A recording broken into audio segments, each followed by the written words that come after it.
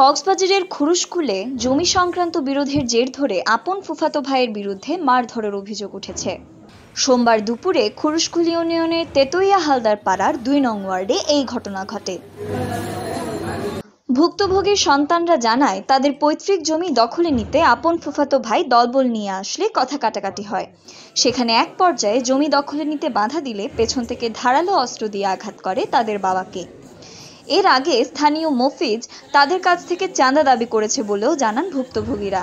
কক্সবাজার থেকে আসার পথে দেখি আমার আব্বু রাস্তায় ঘুরে আসে রক্তাক্ত। আমি আব্বুকে নিয়ে চলে আসলাম।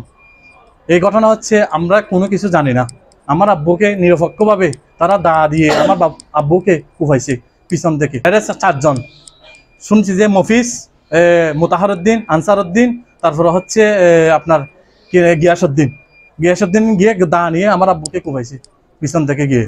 হ্যাঁ, আমার তো অলওয়েজ আমাদের সাথে কি করে সাদাবাজি খুঁজে সবসময়। আমরা তো অলওয়েজ আমার আব্বু সহ আমরা প্রবাসে থাকি। আমি আসছি, আমার আব্বুই আসছে ছুটিতে। হ্যাঁ, আমি প্রশাসনের কাছে অবশ্যই সুস্থতা বিচারটা চাই। তারা আমাদের জায়গাতে দখল করতে চাচ্ছে। আমার আব্বু আর ছোট আব্বু বড় ভাই সবাই প্রবাসী থাকে, আমি এখানে থাকি। তারা জায়গাগুলো জোর করে দখল করতে চাচ্ছে। আমার আব্বু যখন বাধা দেখেছে তখন তারা পিছন থেকে আমার আব্বুকে আঘাত করে। তারা অনেকেই লোকজন গিয়ে অস্ত্র নিয়ে গেছিল। এরা 2-3 জনই। আব্বু আমার আব্বুকে আঘাত করছে দানি। আইনগত ব্যবস্থা চাই, আমার সঠিক সুস্থ বিচার চাই। এইদিকে অভিযুক্ত গিয়াসউদ্দিনের সাথে যোগাযোগ করা হলে তিনিও হাসপাতালে চিকিৎসাধীন অবস্থায় আছেন বলে জানা যায়। কিন্তু মফিজ ও মোতাহেরের সাথে মুঠোফোনে যোগাযোগ করা হলে সংযোগ পাওয়া যায়নি।